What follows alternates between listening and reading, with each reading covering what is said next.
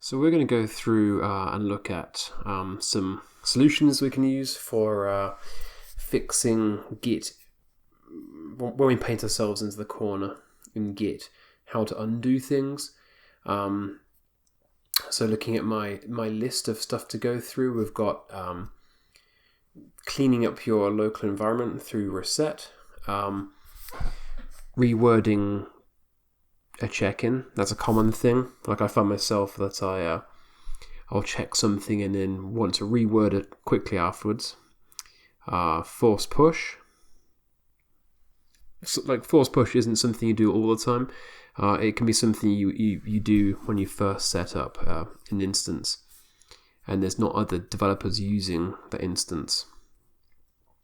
Reflog, which is a Hail Mary card, and rebasing, which we've discussed in another video, which I'll link to, and cherry picking.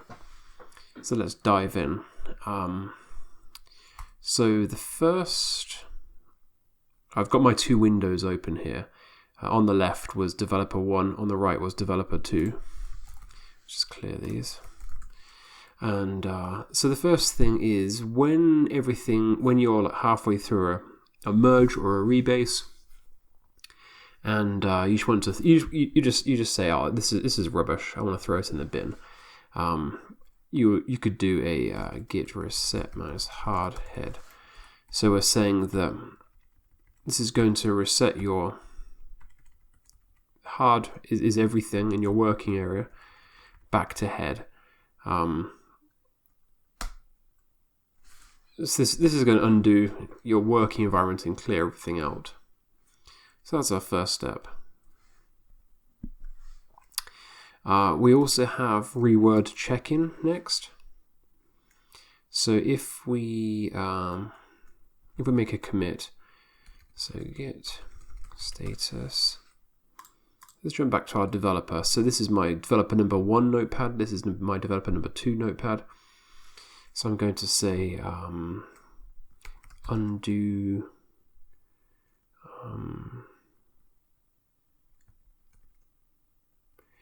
undo me, maybe. Okay, let's save that. Git status git commit minus am. So it should sound familiar, but we're committing everything that I've added up there in the modified section, just here. And we're giving it a message of added the undo me line. Okay, so in this world, if we haven't pushed it to upstream to origin, we can rename this commit.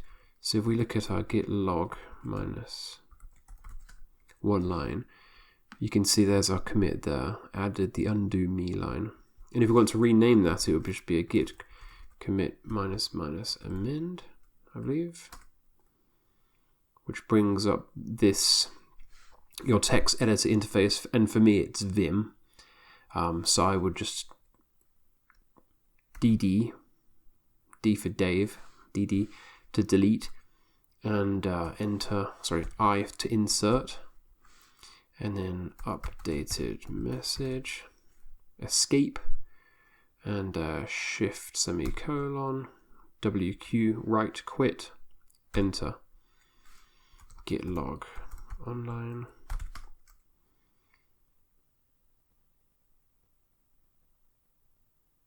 So there's our updated message.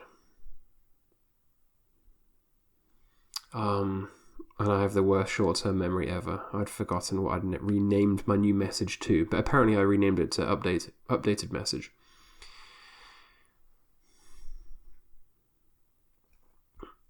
So that's a scenario when you haven't pushed your changes upstream. They're on your local machine, and you can amend them with you can change them with a commit.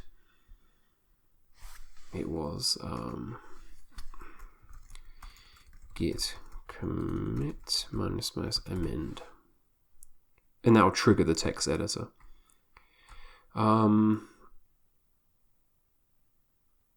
If it has been pushed upstream, sort of tough, you know, like everyone's going to see that message if it's the wrong message. But it's not a huge deal.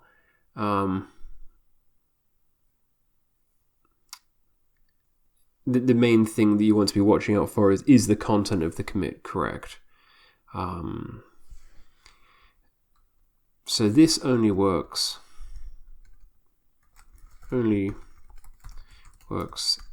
if you haven't pushed it upstream with a git push origin master.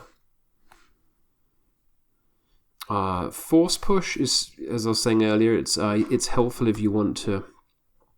You've made a mistake and you're the only developer working on the on the code base. And this would be, let's hash out an example.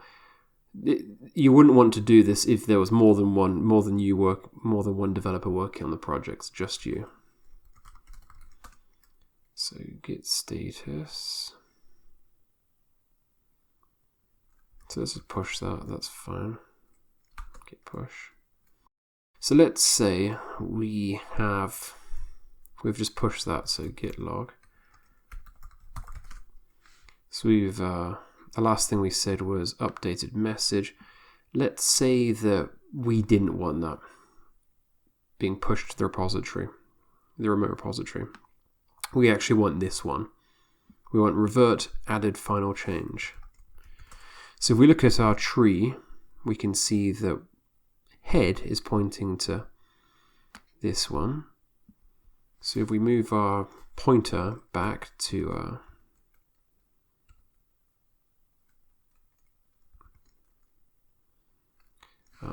this chap here,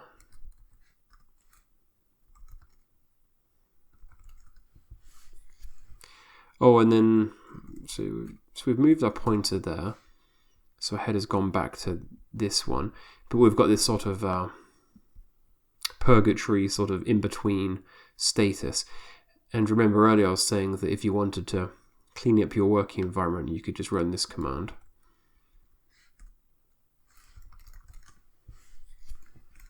Let's get tree. So we're back at here.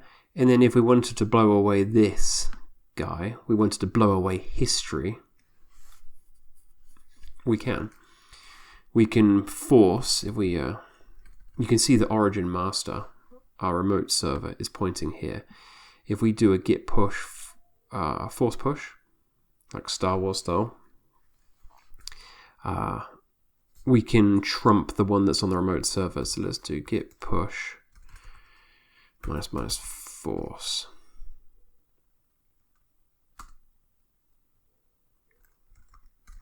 Git tree. So you can see this origin master has now gone back to this original version. But as I said, force push, use it if you know what you're doing. I wouldn't recommend it if other developers are working on the code base.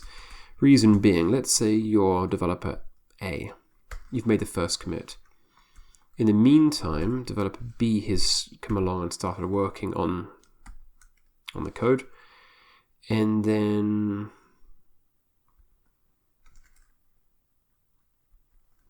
you do another commit, say A2.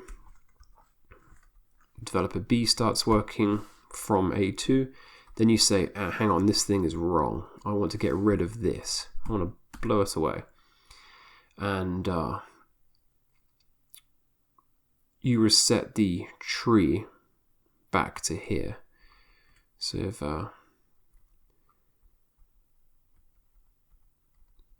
the tree, if origin was pointing to here,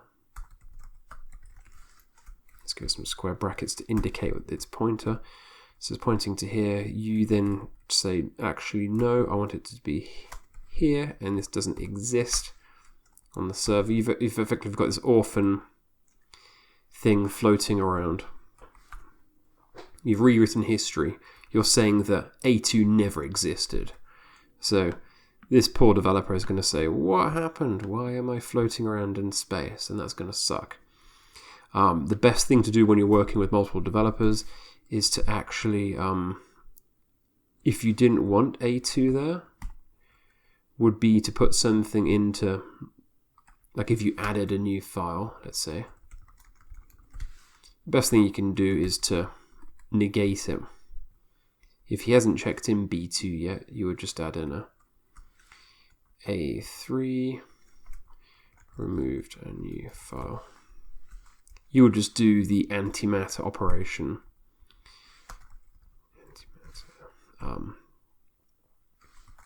Of this.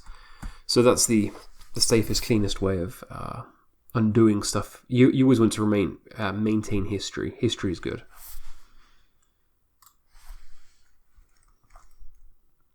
So this is git push minus force. Only use if on developer.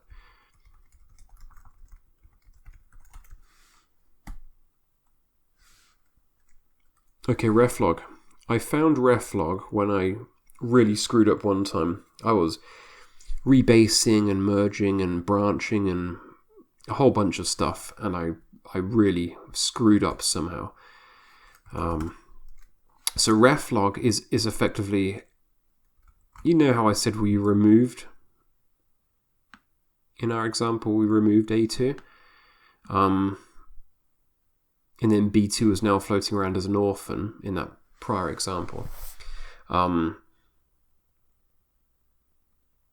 the view that we had, the tree view or the log view, we couldn't see what happened. We just saw that it's floating around as an orphan.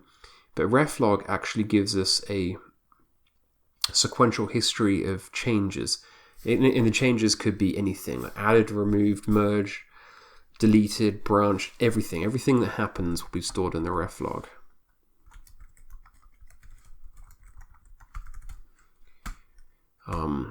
So let's go look at our reflog. So we just type in reflog,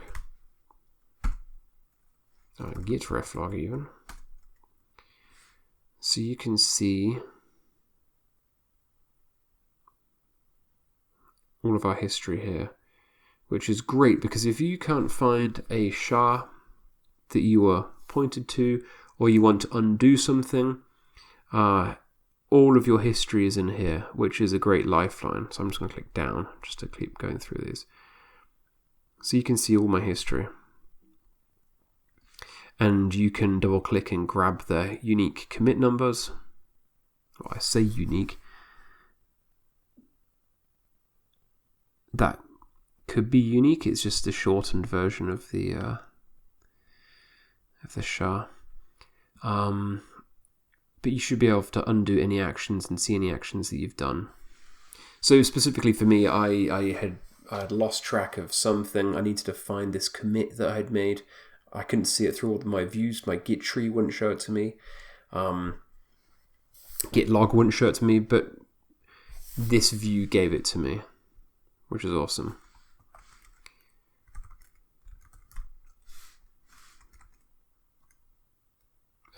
Hail Mary card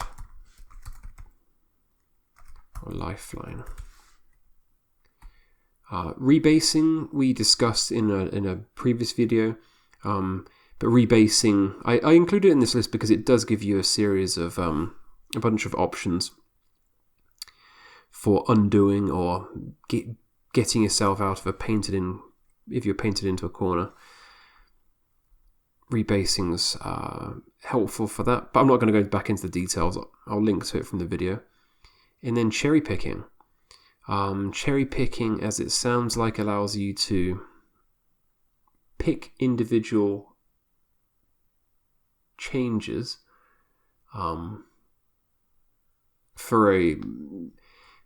imagine if you've made 10 commits and you've got 10 SHAs, SHAs, whatever you want to call them. You can go in and cherry pick unique key things that you need from that series to make a new commit.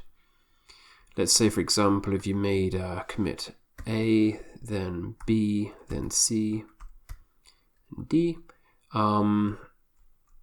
you can go and, if you wanted to undo them, or let's say you wanted to go to a new environment but you only needed B and C, you can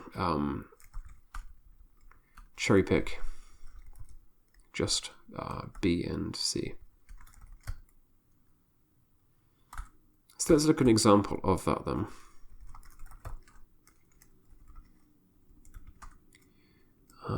Let's have a think.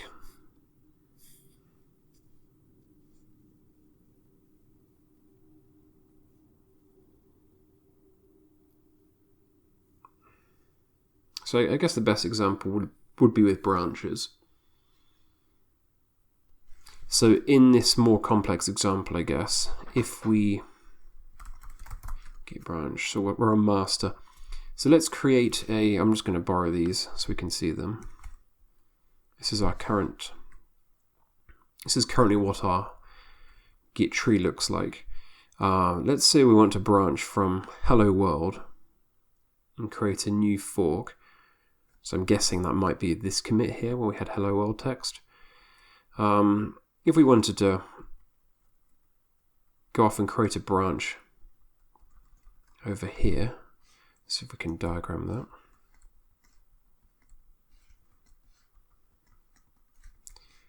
And then this would be the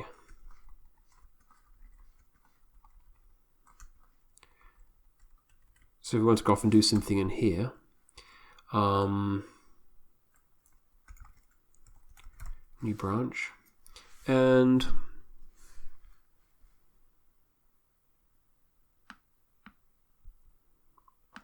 let's say we wanted another change.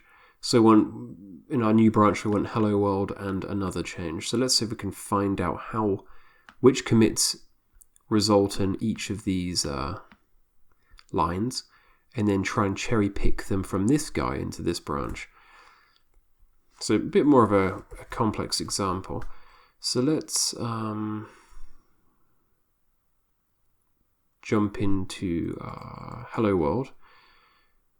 So git check out this guy. Okay, oops, I don't want to do checkout. Git reset.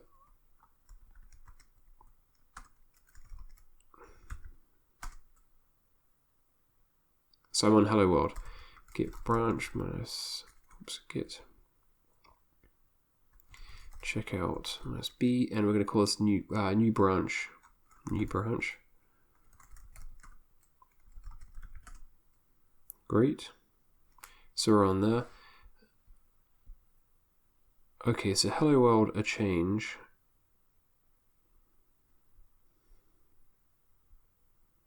And another change, so we just need to pull in another change, I guess.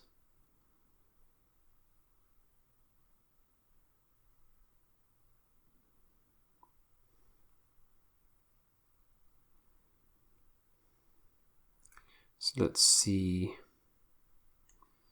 Let's find out where this text, another change, came from.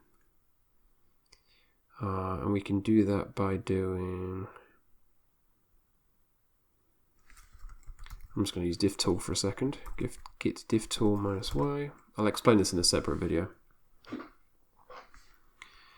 And we're going to say diff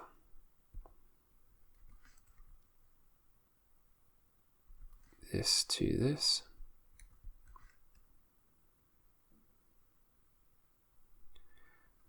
Take your time. Hopefully I've got a diff tool installed. I do, good. Another change, great, that's the thing I want. So I don't want, that was 2.1, this one was oops. So I'm going to bring in just this, I'm going to cherry pick. I'm going to walk into my grocery store and just cherry pick this one thing, the best, most ripe commit. So, okay, cherry pick. So here's the instructions for a cherry pick. I'm going to say this.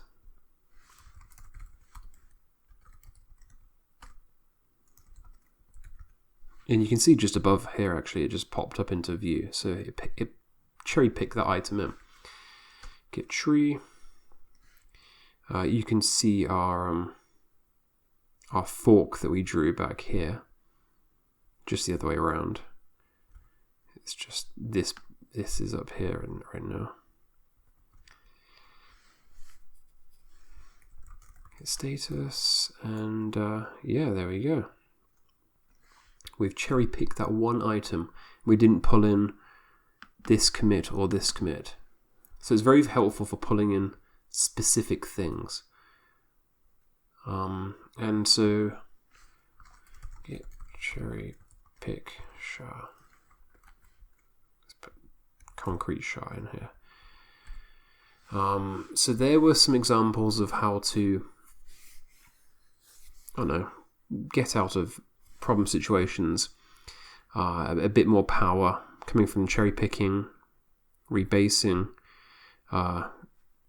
ways of manipulating Git, and yeah, the other thing I did in there was diff tool, which I'll explain in a separate video. And diff tool is effectively diff, but using an external or third-party tool, and I use Beyond Compare for that because it's super good. And I was just comparing two commit versions just to see what happened between the files. But yeah, please like if you liked it, and I hope that was helpful.